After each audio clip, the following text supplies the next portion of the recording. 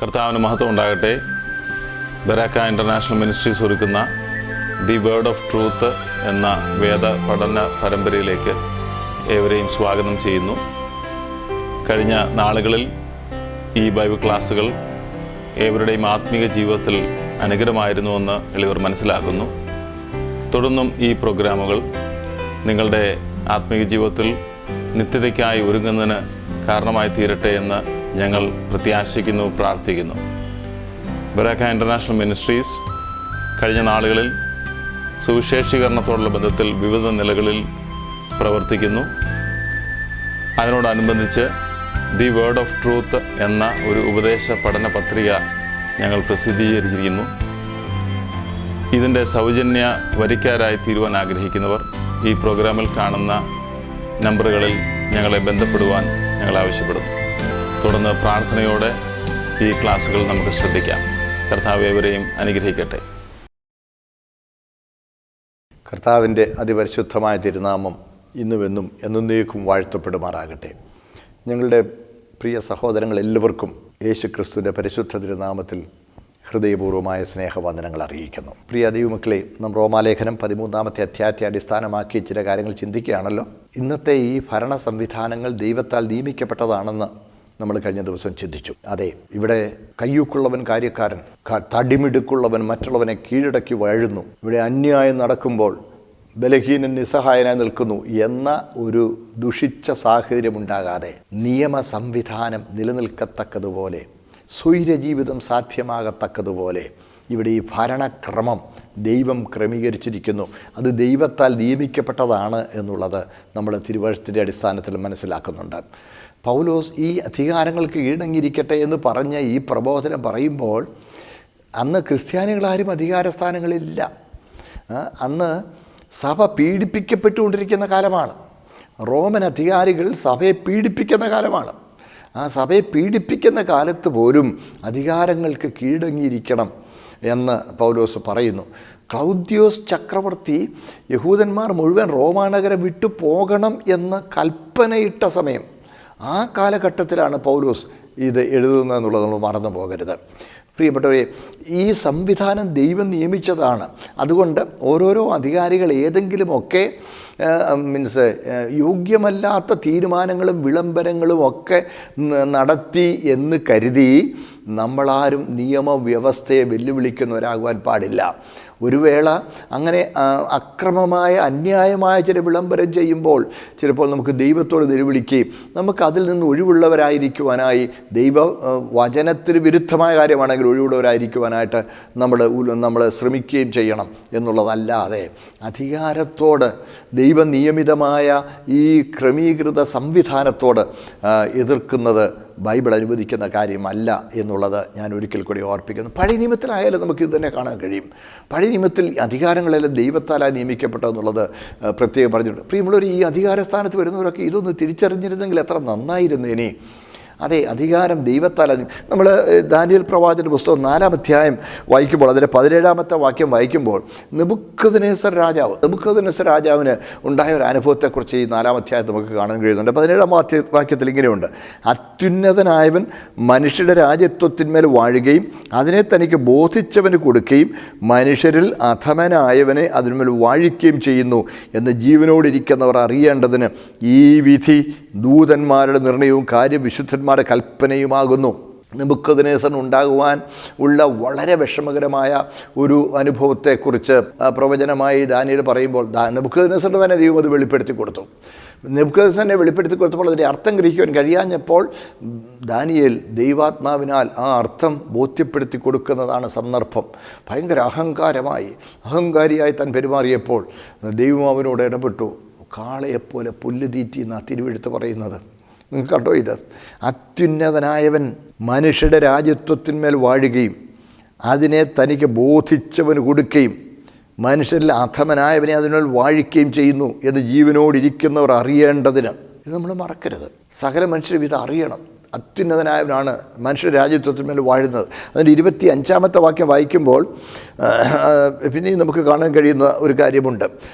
തിരുമേനിയെ മനുഷ്യരുടെ നിന്ന് നീക്കിക്കളയും, തിരുമനസ്സിലെ വാസം കാട്ടുമൃഗങ്ങളോടുകൂടെയാകും, തിരുമേനിയെ കാളയെപ്പോലെ പുല്ല് തീറ്റും, തിരുമേനി ആകാശത്തിലെ മഞ്ഞുകൊണ്ട് നനയും. നമുക്കതിനേസർ അഹങ്കാരത്തോടെ പെരുമാറിയപ്പോൾ സർവശക്തനായ ദൈവൻ്റെ മേൽ ന്യായവിധി നടത്തിയ കാര്യമായത് കാണുന്നത്. അതതുപോലെ സംഭവിച്ചു. മനുഷ്യരുടെ രാജ്യത്വത്തിന്മേൽ അത്യുന്നതനായവൻ വാഴുകയും അതിനെ തനിക്ക് ബോധിച്ചവന് കൊടുക്കുകയും ചെയ്യുന്നുവെന്ന് തിരുമനസ്സുകൊണ്ട് അറിയുന്നത് വരെ 7 കാലം കഴിയും. 7 വർഷം നെബൂഖദ്നേസർ മൃഗതുല്യമായി കാളയെപ്പോലെ പുല്ല് തിന്നുകൊണ്ട് കൊട്ടാരം വിട്ട് വനാന്തരങ്ങളിൽ മൃഗങ്ങളോടുകൂടി അധിവസിച്ചു, മൃഗങ്ങളോടുകൂടെ വാണു. ഞാൻ എൻ്റെ പ്രതാപമഹത്വത്തിനായി എൻ്റെ ധനമാഹാത്മ്യത്താൽ പണിത മഹതിയാം ബാബേൽ അല്ലയോ അല്ലയോ എന്ന് നെബൂഖദ്നേസർ പറഞ്ഞു. ഇത് കണ്ടേ 4-ാം അധ്യായത്തിൻ്റെ 29-ാമത്തെ വാക്യമൊക്കെ വായിക്കുമ്പോൾ 28 പോലെ വായിക്കും. ഇതെല്ലാം നെബൂഖദ്നേസർ രാജാവിന് വന്നു ഭവിച്ചു. 12 മാസം കഴിഞ്ഞിട്ട് അവൻ ബാബേലിലെ രാജമന്ദിരത്തിന്മേൽ ഉലാവിക്കൊണ്ടിരുന്നു. ഇത് ഞാൻ എൻ്റെ ധനമാഹാത്മ്യത്താൽ എൻ്റെ പ്രതാപമഹത്വത്തിനായിട്ട് രാജധാനിയായി പണിത മഹതിയാം ബാബേൽ അല്ലയോ എന്ന് രാജാവ് പറഞ്ഞു തുടങ്ങി. മൂലഭാഷയിൽ പറഞ്ഞു തുടങ്ങി എന്നുള്ളത് കണ്ടിന്യൂസ്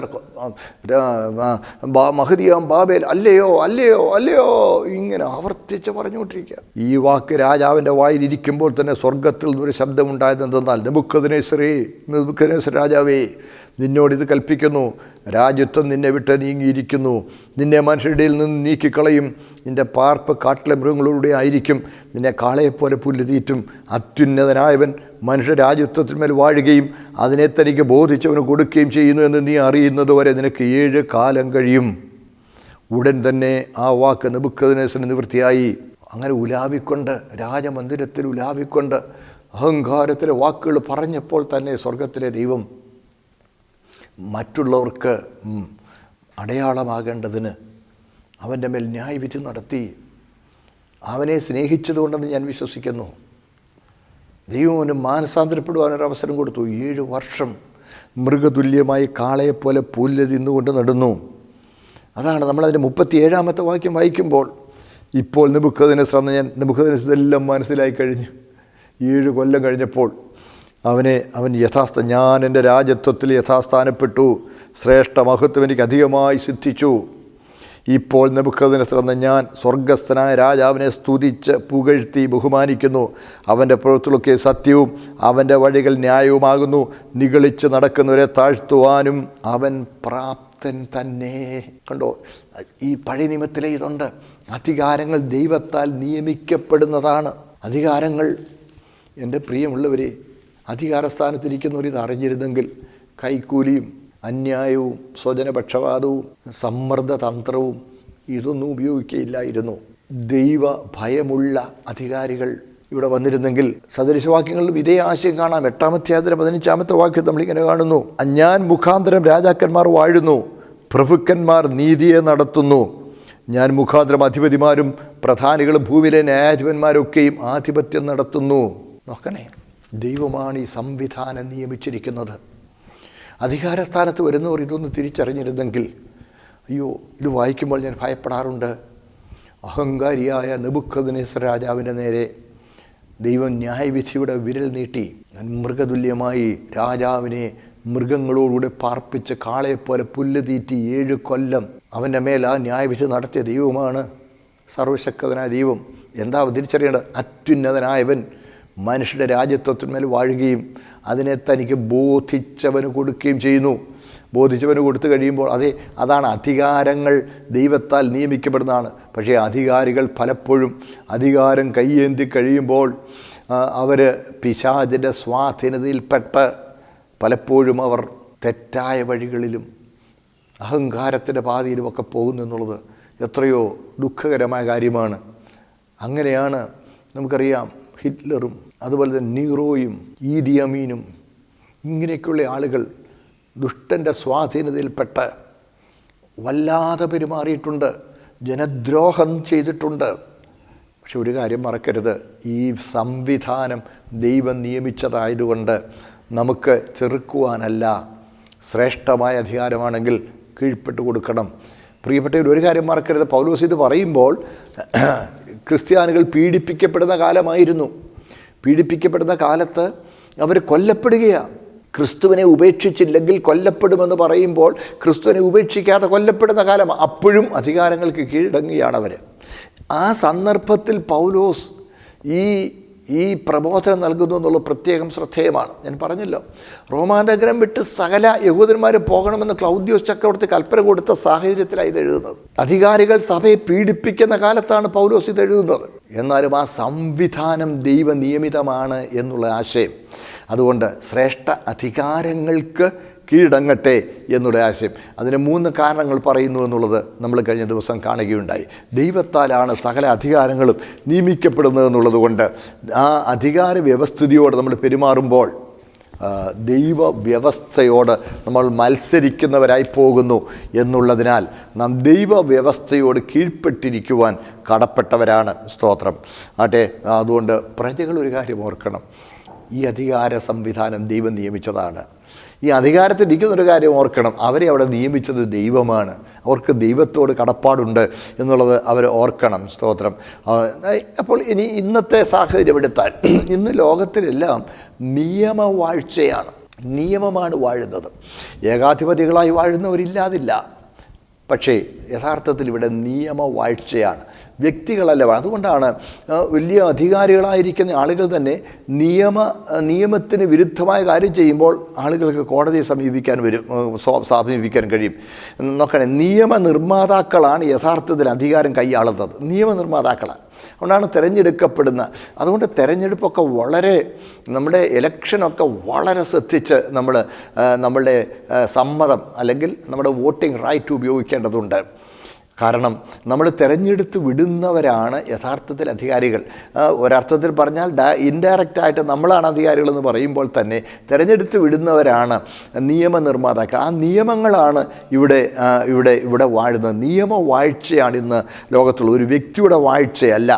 അതുകൊണ്ട് അധികാരം അങ്ങനെ നിയമമാണ്, നിയമനിർമ്മാതാക്കളാണ് യഥാർത്ഥത്തിൽ അധികാരം കൈയാളുന്നത്. അവരങ്ങനെ ചെയ്യുന്നില്ലെങ്കിൽ ഇവിടെ കോടതി സംവിധാനമുണ്ട്. കോടതി ആ നിയമം നടപ്പാകുന്നുവെന്ന് ഉറപ്പുവരുത്തുന്നവരാണ്. ഈ തീരുമാനിക്കപ്പെട്ട നിയമങ്ങൾ ഇവിടെ നടപ്പാകുന്നുണ്ട് എന്നുള്ളത് ഉറപ്പുവരുത്തുന്നവരാണ് കോടതികൾ. അതുകൊണ്ടാണ് നിയമത്തിന് വിരുദ്ധമായി ആരെങ്കിലും അധികാരികൾ പെരുമാറുമ്പോൾ കോടതിയെ സമീപിക്കാം. കോടതി അതുകൊണ്ട് ഇടപെടാറുണ്ട്. ഇന്ത്യയിൽ ഇപ്പം ആവർത്തിച്ച് കോടതി ഇടപെടുകയാണ്, ആവർത്തിച്ച് കോടതി ഇടപെടേണ്ടി വരുന്നുണ്ട്. കാരണം നിയമവും കീഴ്വഴക്കങ്ങളും മാനുഷിക പരിഗണനകളും പോലും ഇല്ലാതെ ചിലപ്പോൾ ചില നിയമങ്ങളും അധികാരങ്ങളും ഒക്കെ വരുന്നു എന്നുള്ളത്. അപ്പോൾ മതാധിഷ്ഠിത രാഷ്ട്രം എന്നുള്ള സംവിധാനമേ ബൈബിളിലുള്ള കാര്യമല്ല. അവിടെ നിയമമാണ് വേണ്ടത്. ഓരോരുത്തർക്കും ഏത് ദൈവത്തോട് പ്രാർത്ഥിക്കണമെന്നും ഏത് വിശ്വാസം പിൻപറ്റണമെന്നുമുള്ള തീരുമാനിക്കാനുള്ള അവകാശം ഉണ്ട്. കാരണം ഓരോരുത്തരും ദൈവമുമ്പിൽ കണക്ക് ബോധിപ്പിക്കേണ്ടവനാണ്. പരമാധികാരിയായ ദൈവമുണ്ട്. ഓരോരുത്തരും അന്ത്യന്യായവിധി ദിവസം ദൈവസന്നിധിയിൽ നിന്ന് കണക്ക് ബോധിപ്പിക്കേണ്ടതുണ്ട്. അന്ന് കണക്ക് ബോധിപ്പിക്കണമെന്നുണ്ടെങ്കിൽ ഇന്ന് അവന് സ്വന്തമായ തീരുമാനങ്ങൾ എടുക്കുവാനുള്ള അവകാശം ഉണ്ടായിരിക്കണം. അല്ലാതെ നിർബന്ധമായി ഏതെങ്കിലും ഒരു മതവിശ്വാസം അടിച്ചേൽപ്പിക്കുന്നതും എല്ലാവരും ഒരു വിശ്വാസത്തെ അങ്ങ് പിൻപറ്റുന്നവരുമായ ഒരു സംവിധാനമല്ല ബൈബിൾ പഠിപ്പിക്കുന്നത്. ഓരോരുത്തരും ദൈവത്തോട് കണക്ക് ബോധിപ്പിക്കേണ്ടതുള്ളതിനാൽ ഓരോരുത്തരും സ്വന്തം വിശ്വാസങ്ങൾ തിരഞ്ഞെടുക്കുവാനും ദൈവത്തെ പ്രസാദിപ്പിച്ച് ജീവിക്കുവാനും ഓരോരുത്തരും തീരുമാനിക്കേണ്ടതാണ്. അതുകൊണ്ടാണ് പാപപരിഹാരത്തിനായി ദൈവം ഒരുക്കിയിരിക്കുന്ന ഈ രക്ഷാമാർഗം എല്ലാവരെയും അറിയിക്കണം. സഹോദരങ്ങളെ, എല്ലാവരും അത് അറിയണം. തീരുമാനമെടുക്കുന്നത് ഓരോരുത്തരുമാണ്. ഇവിടെ നിർബന്ധങ്ങളില്ല. ഓരോരുത്തരും അവനവൻ്റെ കാര്യം തീരുമാനിക്കാൻ പൂർണ്ണ അവകാശമുണ്ട്, അധികാരമുണ്ട്, സാവകാശമുണ്ട്. ആ അവകാശം ഇവിടെ നടപ്പാക്കുന്നതിന് അനുകൂലമായ സാഹചര്യം ഉണ്ടാകണമെന്നുള്ളതാണ് നിയമവാഴ്ചയിലൂടെ ഉദ്ദേശിക്കുന്നത്. ഞാൻ പറയും, നിങ്ങൾക്ക് മനസ്സിലാകുമെന്ന് ഞാൻ വിശ്വസിക്കട്ടെ. സ്തോത്രം. അപ്പോൾ നിയമപ്രകാരമുള്ള നീതി നിഷേധിക്കപ്പെടുമ്പോൾ നമുക്ക് കോടതിയെ സമീപിക്കാൻ കഴിയും. കോടതി അവിടെ ഇടപെടും. പക്ഷേ ഇവിടെ ഒരു കാര്യം മറക്കരുത്, സർവ്വലോകവും ദുഷ്ടൻ്റെ അധീനതയിലാണ്. 1 യോഹന്നാൻ 5:19 നമ്മൾ വായിക്കുമ്പോൾ സർവ്വലോകവും ദുഷ്ടൻ്റെ അധീനതയിലാണ്. ഇവിടെയുള്ള ഈ സംവിധാനങ്ങളുടെ മേൽ സ്വാധീനം ചെലുത്തുവാൻ പിശാച് ശ്രമിക്കും. ഈ സംവിധാനം ദൈവം നിയമിച്ചിരിക്കുന്നതാണ്. ദൈവം നന്മയ്ക്കായി നിയമിച്ച സംവിധാനം പിശാച് എന്ത് ചെയ്യും? അത് തിന്മയ്ക്കു വേണ്ടി പരിണമിപ്പിക്കുവാൻ പിശാച് പ്രവർത്തിക്കും. നന്മയ്ക്കു വേണ്ടി ഇവിടെ ഭരണ സംവിധാനം ദൈവം നിയമിച്ച് ഇവിടെ ക്രമീകരിച്ചിരിക്കുന്നുവെങ്കിൽ ആ സംവിധാനം തന്നെ തിന്മയ്ക്ക് വേണ്ടി ഉപയോഗിക്കുവാൻ അധികാരിയുടെ കയ്യിൽ അധികാരി അങ്ങോട്ട് സ്വാധീനിച്ചിട്ട് തെറ്റായ തീരുമാനങ്ങൾ എടുപ്പിച്ച്, പിന്നെ നിയമനിർമ്മാതാക്കളെ സ്വാധീനിച്ച് തെറ്റായ നിയമങ്ങൾ കൊണ്ടുവന്ന് ഇവിടെ സ്വൈര്യ ജീവിതം സാധ്യമല്ലാതെ, ദൈവപ്രസാദമുള്ള ജീവിതം സാധ്യമല്ലാത്ത സംവിധാനങ്ങൾ വഴി ഉണ്ടാക്കുക. അങ്ങനെ വരുമ്പോൾ ശ്രേഷ്ഠ അധികാരത്തിനാണ് കീഴടങ്ങേണ്ടത്. ദൈവത്തെ അനുസരിക്കുവാൻ നമ്മൾ തയ്യാറാകണം. ജീവൻ പണയം വെച്ചും ദൈവപ്രമാണങ്ങൾക്ക് വേണ്ടി നിൽക്കണം. അതാണ് ബൈബിൾ പഠിപ്പിക്കുന്നത്. ഞാൻ പറഞ്ഞു വരുന്നത്, പ്രിയപ്പെട്ടവരെ, ദൈവവചനത്തിൽ മനുഷ്യ സമൂഹത്തിന് നന്മയായ ഉപദേശങ്ങളല്ലാതെ തിന്മയായ ഒരു ഉപദേശവുമില്ല. ഒരിക്കലും ഒരു കൂട്ടു സഹോദരനെ ദ്രോഹിക്കുന്നതിന് ദൈവവചനം പ്രോത്സാഹിപ്പിക്കുന്നില്ല. ഒരിക്കലും ഒരുവൻ്റെ മേലും സമ്മർദ്ദം ചെലുത്തുന്നതിനോ ഭീഷണിപ്പെടുത്തുന്നതിനോ അധികാരം ഉപയോഗിക്കുന്നതിനോ ബലപ്രയോഗം നടത്തുന്നതിനോ ബൈബിൾ ഒരിക്കലും ആഹ്വാനം ചെയ്യുന്നില്ല. ഒരിക്കലും അത് പാടില്ലാത്തതാകുന്നു. പ്രലോഭിപ്പിക്കാനോ ഭീഷണിപ്പെടുത്തുവാനോ ഇതിനൊന്നും ഒരിക്കലും ബൈബിൾ അനുവാദം തന്നിട്ടില്ല. സ്വൈരജീവിതം, വ്യക്തി സ്വാതന്ത്ര്യം ഉറപ്പുവരുത്തുന്ന മതമുണ്ടെങ്കിൽ അത് വിശുദ്ധ തിരുവെഴുത്ത് പഠിപ്പിക്കുന്ന ഈ വിശ്വാസ പ്രമാണമാണ്. സ്വാതന്ത്ര്യമായി ഓരോരുത്തരും തീരുമാനമെടുക്കാം. അതിന് എതിരായി, ദൈവവചനത്തിൻ്റെ വ്യവസ്ഥയ്ക്ക് എതിരായി നിർബന്ധങ്ങൾ അധികാരികൾ ചെലുത്തുമ്പോൾ നമ്മൾ അതിനോട് എതിർത്ത് നിൽക്കുവാൻ ബൈബിൾ നമ്മളെ അനുവദിക്കുന്നു. കാരണം ദൈവനിയമിതമാണ് ഈ ഭരണ സംവിധാനമെങ്കിലും ദൈവ നിയമത്തിന് വിരുദ്ധമായി ഭരണ സംവിധാനങ്ങൾ വരുമ്പോൾ നാം ദൈവത്തോടുള്ള നമ്മുടെ കടപ്പാടിന് ഒന്നാം സ്ഥാനം കൊടുക്കണം. രാഷ്ട്രത്തോട് നമ്മൾ കടപ്പെട്ടവരാണ്. നികുതി കൊടുക്കുന്നു, ചുങ്കം കൊടുക്കുന്നു, അധികാരങ്ങൾക്ക് വിധേയപ്പെട്ടിരിക്കുന്നു. എന്നാൽ അതേ സമയത്ത് ദൈവവ്യവസ്ഥയോട് ഭക്തിയോടെ ജീവിക്കുന്നതിന് തടസ്സമായി, നിർമ്മല ഹൃദയത്തോടെ പ്രാർത്ഥിക്കുന്നതിന് തടസ്സമായി, സ്വൈര്യജീവിതം നടത്തുന്നതിന് തടസ്സമായി നിയമങ്ങൾ ഇവിടെ കൊണ്ടുവന്നാൽ നമ്മൾ അതിനോട് എതിർത്ത് നിൽക്കുകയും വേണ്ടി വന്നാൽ രക്തസാക്ഷിത്വം പോലും, അതാണ് സഭാചരിത്രം നമ്മളെ പഠിപ്പിക്കുന്നത്. എത്രയോ പേർ ദൈവത്തോടുള്ള ഉത്ബോധ നിമിത്തം, ദൈവത്തോടുള്ള സ്നേഹ നിമിത്തം ജീവത്യാഗം ചെയ്യുവാൻ സന്തോഷത്തോടെ തയ്യാറായിട്ടുണ്ട്. അതുകൊണ്ട് പ്രിയപ്പെട്ടവരെ, ബൈബിൾ ഒരിക്കലും ഒരു മതാധിഷ്ഠിത രാഷ്ട്രമെന്നോ പിന്നെ ബലപ്രയോഗത്തിലൂടെ ഭീഷണിപ്പെടുത്തിയോ പ്രലോഭിപ്പിച്ചോ ഏതെങ്കിലും ഒരു ഉപദേശം ആരുടെ പേരെങ്കിലും അടിച്ചേൽപ്പിക്കുന്നതിനോ അനുകൂലിക്കുന്നില്ല, എതിരാണ്. അത് നമ്മൾ മറന്നു പോകരുത്. ഇവിടെ നിയമവാഴ്ചയാണ് എന്നുള്ളതിൽ നമുക്ക് ദൈവത്തെ സ്തുതിക്കുവാൻ വകയുണ്ട്. 1 യോഹന്നാൻ 5:19 പറഞ്ഞല്ലോ, സർവ്വലോകവും ദുഷ്ടൻ്റെ അധീനത്തിൽ കിടക്കുന്നു. തിന്മയുടെ ഒരു സ്വാധീനം അധികാരസ്ഥന്മാരുടെ മേലുണ്ടാകുവാൻ വളരെ സാധ്യതയുള്ളത് കൊണ്ടാണ് നമ്മൾ അധികാരസ്ഥന്മാർക്ക് വേണ്ടി പ്രാർത്ഥിക്കേണ്ടത്. താഴോട്ട് വരുമ്പോൾ അതിനെക്കുറിച്ച് പറയുന്നുണ്ട്. അധികാരസ്ഥന്മാർക്ക് വേണ്ടി നമ്മൾ പ്രാർത്ഥിക്കേണ്ട ആവശ്യമുണ്ട്. കാരണം അവരുടെ മേൽ ദുഷിച്ച സ്വാധീനം പിശാച് ചെലുത്താതിരിക്കേണ്ടതിന് നമ്മൾ അവർക്ക് വേണ്ടി പ്രാർത്ഥിക്കുകയും നീതിബോധത്തോടെ പെരുമാറുവാൻ ദൈവം അവർക്ക് കൃപ നൽകേണ്ടതിനായി അവരെ ഓർത്ത് ദൈവസനിൽ പക്ഷപാതം കഴിക്കുകയും ചെയ്യുവാൻ ദൈവവചനം നമുക്ക് പ്രബോധനം തരുന്നുണ്ട്. അത് നമ്മൾ ചെയ്യണം. ആ കാര്യത്തിൽ വിശ്വസ്തരായിരിക്കണം. ദുഷ്ടൻ്റെ അധീനതയിലിരിക്കുന്ന ലോകം, അത് നമുക്കറിയാമല്ലോ. ലൂക്കോസിന്റെ സുവിശേഷം 4-ാം അധ്യായത്തിൻ്റെ 6-ാമത്തെ വാക്യത്തിലൊക്കെ നമ്മൾ വായിക്കുമ്പോൾ യേശുക്രിസ്തു ഇവിടെ ജഡത്തിൽ പാർത്ത് ശുശ്രൂഷിച്ചിരുന്നപ്പോൾ തന്നെ കർത്താവിൻ്റെ അടുത്ത് പോലും പരീക്ഷകൻ പിശാചി എന്ന് കർത്താവിനോട് പറഞ്ഞു. എന്താ പറഞ്ഞു നമുക്കറിയാമല്ലോ. ഈ അധികാരമൊക്കെ ലോകത്തിലെ സകല രാജ്യങ്ങളെയും അവയുടെ മഹത്വവും പ്രതാപവും ഒക്കെ ക്ഷണനേരം കൊണ്ട് കാണിച്ചേച്ച് പറയുകയാണ്, ഈ അധികാരമൊക്കെയും അതിൻ്റെ മഹത്വവും നിനക്ക് തരാം, അത് എങ്കലേൽപ്പിച്ചിരിക്കുന്നു, എനിക്ക് മനസ്സുള്ളവന് ഞാൻ കൊടുക്കുന്നു എന്ന് പിശാച് യേശുവിനോട് പറഞ്ഞു. യേശു അതങ്ങനെയല്ല എന്ന് പറയുകയോ അവനോട് വാദിക്കുകയോ ചെയ്തില്ല. നീ പറയുന്നവരൊന്നും അല്ലെന്നൊന്നും കർത്താവിനോട് പറഞ്ഞില്ല. കർത്താവിനോട് തന്നെയാണ് പിശാച് പറഞ്ഞത്. ഈ കണ്ടോ, ഈ അധികാരവും ഈ മഹത്വവും കണ്ടോ, ഇത് എൻ്റെ കയ്യിൽ ഏൽപ്പിച്ചിരിക്കുക, എനിക്കിഷ്ടമുള്ളതിനെ ഞാൻ കൊടുക്കുന്നത്, നീ എന്നെ നമസ്കരിച്ച് നിനക്ക് തന്നേക്കാം. കർത്താവ് അങ്ങനൊന്നുമല്ല, അതിൻ്റെ ഒരൊന്നുമല്ല എന്നൊന്നും കർത്താവ് വാദിക്കൂ, കർത്താവ് അവനെ അങ്ങനെ അല്ല എന്ന് പറയുകയോ ചെയ്തില്ല. നോക്കണേ, സ്തോത്രം. നമുക്കറിയാം ദാനിയേൽ 4:32 നമ്മൾ കഴിഞ്ഞ ദിവസം കണ്ടതാണ്. അത്യുന്നതനായവൻ മനുഷ്യ രാജ്യത്വത്തിന്മേൽ വാഴുകയും അതിനെ തനിക്ക് ബോധിച്ചവർ കൊടുക്കുകയും ചെയ്യുന്നു എന്ന് കാണുന്നുണ്ട്. അപ്പം ന്യായമായിട്ട് നമുക്ക് ചോദിക്കാം, കർത്താവിനോട് ഇത് പറഞ്ഞപ്പോൾ കർത്താവ് ഒന്നും പറഞ്ഞില്ല. പക്ഷേ അതേ സമയത്ത് ദാനിയേൽ പ്രവചനത്തിലൊക്കെ പറയുന്നു സകല അധികാരങ്ങളും അത്യുന്നതനായവനാണ് മനുഷ്യരുടെ രാജ്യത്വത്തിന്മേൽ വാഴുന്നതെന്നും തനിക്ക് ബോധിച്ചവന് കൊടുക്കുന്നതെന്നും നമ്മൾ കാണുന്നു. അപ്പോൾ ഇത് രണ്ടും കൂടെ എങ്ങനെയാണ് പൊരുത്തപ്പെടുന്നത്? ശ്രദ്ധിക്കണേ, സ്തോത്രം. ഇതെങ്ങനെയാണ് പൊരുത്തപ്പെടുന്നത്? ഒന്നാമത്, സാത്താൻ ഒരിക്കലും സത്യം പറയുകയില്ല. എൻ്റെ പക്കൽ ഏൽപ്പിക്കപ്പെട്ടിരിക്കുന്നു എന്ന് പറയുന്നത് കളവാണ്. സാത്താൻ ഒരിക്കലും സത്യം പറയുകയില്ല. അവൻ സത്യം പറയുന്നു എന്ന് നമുക്ക് തോന്നത്തക്ക വിധം അവൻ സംസാരിക്കും. അവ അർത്ഥസത്യങ്ങളായിരിക്കും താനും. ഈ അർത്ഥസത്യങ്ങളാണ് വ്യാജത്തെക്കാൾ അപകടകാരി. ഒരിക്കലും സാത്താൻ, അവൻ ഫോഷ്ക്ക് പറയുന്നതിന് ഫോഷ്കിൻ്റെ അപ്പനുമാണ്. അപ്പോൾ ഒരിക്കലും സാത്താൻ സത്യം പറയുകയില്ല. അവൻ പറയുന്നത് സത്യമാണെന്ന് നമുക്ക് ചിന്തിക്കത്തക്കതുപോലെ അവൻ പറയും. അത് അർത്ഥസത്യങ്ങളായിരിക്കും. ഞാൻ പറഞ്ഞല്ലോ, അർത്ഥസത്യങ്ങളാണ് വ്യാജത്തെക്കാൾ അപകടകരമായത്. അതൊന്നാമത്, വ്യാജത്തെക്കാൾ അത് അപകടകരമാണെന്നുള്ളത് നമ്മൾ മറന്നു പോകരുത്. നമുക്കറിയാം, യേശുവിനോട് സംസാരിക്കുമ്പോൾ അവൻ വചനം ഉദ്ധരിക്കുന്നത് ശ്രദ്ധിക്കണം. ഈ അധികാരം ഇതെല്ലാം എൻ്റെ പക്കൽ ഏൽപ്പിച്ചിരിക്കുന്നു എന്ന് പറയുമ്പോൾ അവൻ്റെ താല്പര്യം സാധിക്കുവാനായി വചനഭാഗം സന്ദർഭത്തിൽ നിന്ന് അടർത്തി ദുരുപയോഗിക്കുകയാണ്. അത് പിശാച് ചെയ്യുന്നൊരു കാര്യമാണ്. ഇന്ന് വചനത്തെ ദുരുപയോഗിക്കുന്നവരും അവൻ്റെ സ്വാധീനത്തിൽപ്പെട്ടാണ് ഇക്കാര്യങ്ങൾ ചെയ്യുന്നത്. നിങ്ങൾ ഓർത്ത് നോക്കണം. പിശാച് തന്നെ വചനമല്ലേ പറഞ്ഞത്. വചനം പറയുന്നതിൽ നിന്ന് ദൈവം അവനെ വിലക്കിയിട്ടില്ല. ഒരു കാലഘട്ടത്തേക്ക് ദൈവം അവന് അധികാരം കൊടുത്ത്, അവന് അവകാശം കൊടുത്തിട്ടുണ്ട്, അവന് സ്വാതന്ത്ര്യം കൊടുത്തിട്ടുണ്ട്.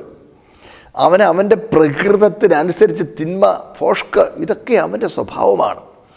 അപ്പം സകല അധികാരങ്ങളും ദൈവത്താൽ നിയമിക്കപ്പെട്ടിരിക്കുന്നു പറയുമ്പോൾ തന്നെ അപ്പം പിശാചിനെയും ദൈവം നിയമിച്ചാണോ?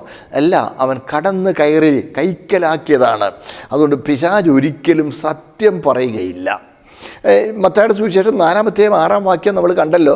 ഈ മത്തായിയുടെ സുവിശേഷം 4:6 ലൂക്കോസ് 4:10 അവൻ പിശാച് ഉദ്ധരിക്കുന്ന, യേശുവിൻ്റെ പരീക്ഷാ സമയത്ത് പിശാച് ഉദ്ധരിക്കുന്നത് 91 സങ്കീർത്തനത്തിൻ്റെ 11-12 വാക്യങ്ങളാണ്.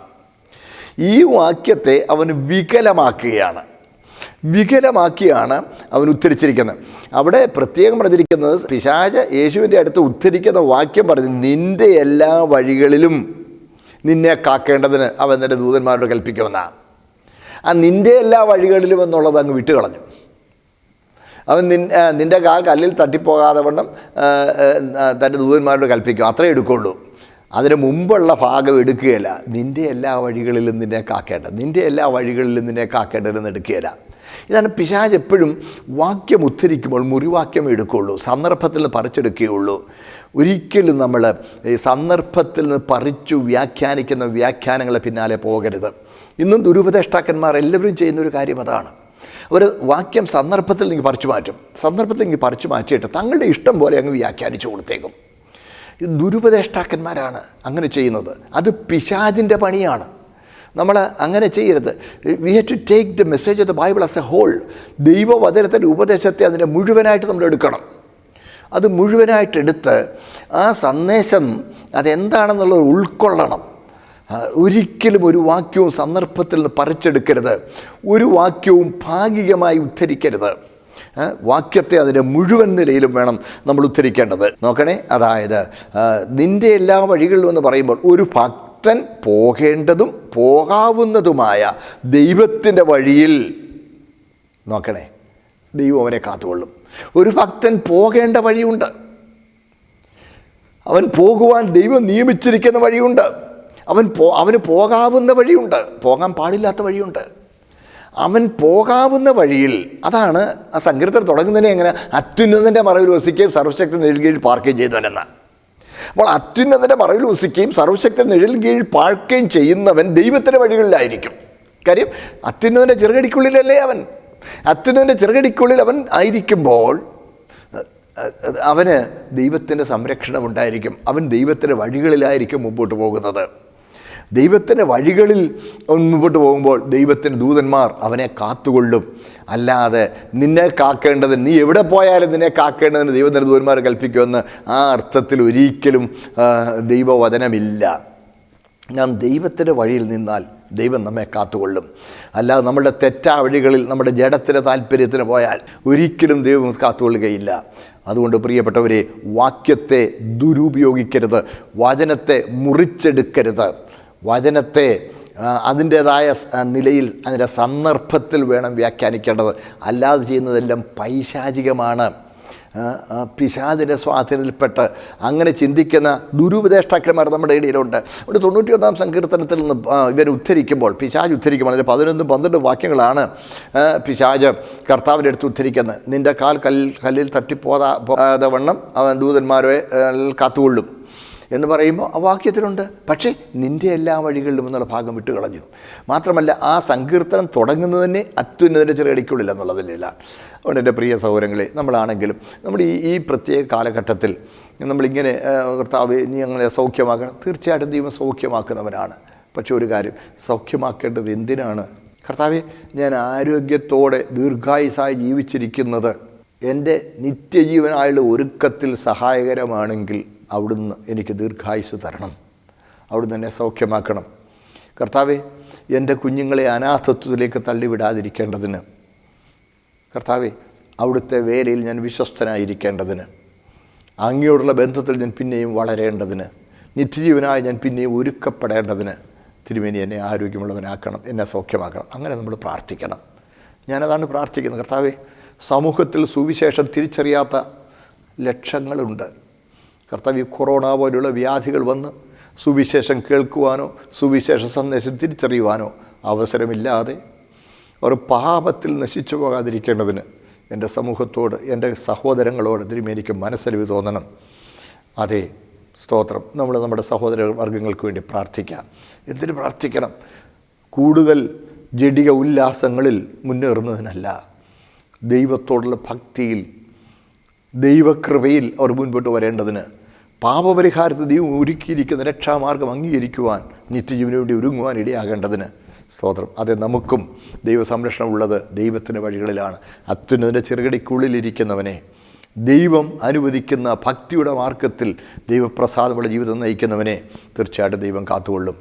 അതിന് നമുക്ക് നമ്മളെ തന്നെ ദൈവസന്നിധിയിൽ സ്വശോധന കഴിക്കുകയും ദൈവസംരക്ഷണത്തിന് വേണ്ടി നാം പ്രാർത്ഥിക്കുമ്പോൾ നാം ദൈവ വഴിയിലാണോ എന്ന് സ്വയശോധന ചെയ്യുകയും ചെയ്യുവാൻ കർത്താവ് നമ്മെ സഹായിക്കട്ടെ. പ്രാർത്ഥിക്കാം. സ്വർഗീയ പിതാവേ, കർത്താവേ, അവിടുന്നാണ് അത്യുന്നതനായവനാണ് മനുഷ്യരുടെ രാജ്യത്വത്തിന്മേൽ വാഴുന്നത്. പക്ഷേ ഇന്ന് സർവ്വലോകവും ദുഷ്ടൻ്റെ അധീനതയിലാണ്. എൻ്റെ കർത്താവേ, ദുഷ്ടൻ്റെ അധീനതയിലേക്ക് പിടിച്ചെടുത്തതാണ് ഞങ്ങൾ അറിയുന്നത് തിരുവഴുത്തിൽ നിന്ന്. തിരുവേനി അവൻ്റെ മേൽ നിയന്ത്രണം വെക്കണം. കർത്താവെ, ഈ ലോക ജീവിതം താൽക്കാലികമാണെന്ന് തിരിച്ചറിയുവാനും നിത്യജീവന് വേണ്ടി ഒരുങ്ങുവാനും ഞങ്ങളെ പ്രേരിപ്പിക്കുന്നതിന് ദൈവം അനുവദിച്ചിരിക്കുന്നതാണെന്ന് ഞങ്ങൾ മനസ്സിലാക്കുന്നത്. കർത്താവെ, അങ്ങയുടെ വഴികളിൽ ഞങ്ങൾ പോകുമ്പോൾ അങ്ങയുടെ സംരക്ഷണം ഞങ്ങൾ അനുഭവിക്കും. കർത്താവെ, അതുകൊണ്ട് അവിടുത്തെ സംരക്ഷണത്തിന് വേണ്ടി, അവിടുത്തെ അനുഗ്രഹങ്ങൾക്ക് വേണ്ടി ഞങ്ങൾ പ്രാർത്ഥിക്കുമ്പോൾ അങ്ങയുടെ വഴികളിലാണ് ഞങ്ങൾ നടക്കുന്നതെന്നുള്ള ഉറപ്പുവരുത്തുവാൻ ഞങ്ങൾക്ക് കൃപ നൽകണമേ. അങ്ങയുടെ സംരക്ഷണത്തിന് കീഴേ അങ്ങയുടെ വഴികളിൽ നടക്കുവാൻ ഞങ്ങൾക്കെല്ലാവർക്കും കൃപ നൽകണം. കർത്താവെ, ഞങ്ങളുടെ സമൂഹത്തോട് അവിടുത്തേക്ക് മനസ്സറിയണം. ഞങ്ങളുടെ സമൂഹം തിന്മയിലേക്ക് കൂപ്പുകുത്തിക്കൊണ്ടിരുന്നപ്പോൾ അങ്ങ് ഒന്ന് ഇടപെട്ടതാണ് ഞങ്ങൾ മനസ്സിലാക്കുന്നു. നന്മയിലേക്കും ദൈവവിശ്വാസത്തിലേക്കും ദൈവത്തോടുള്ള ഭക്തിയിലേക്കും മടങ്ങി വരുവാൻ ഞങ്ങളുടെ സമൂഹത്തിന് കൃപ നൽകുകയും ഈ ദുർവ്യാധിയിൽ നിന്ന് ഞങ്ങളുടെ സമൂഹത്തെ വിടുവിക്കുവാൻ പ്രസാരിക്കുകയും ചെയ്യണം. അനാഥരാകുന്ന കുഞ്ഞുങ്ങൾ, ആലംബമറ്റു പോകുന്ന കുടുംബങ്ങൾ, തിരുമേനിക്ക് ഞങ്ങളോട് ദയുണ്ടാകണം, മനസ്സലിയണം. എത്രയും വേഗം ഈ വ്യാധിയിൽ ഞങ്ങളുടെ സമൂഹത്തെ വിടുവിക്കണം. അങ്ങയുടെ വഴികളിൽ ഞങ്ങൾ നിന്ന് അങ്ങയുടെ സംരക്ഷണം അനുഭവിപ്പാൻ കൃപ നൽകണം. യേശു ക്രിസ്തുവിൻ്റെ പരിശുദ്ധ നാമത്തിൽ തന്നെ പ്രിയ പിതാവേ, ആമേൻ.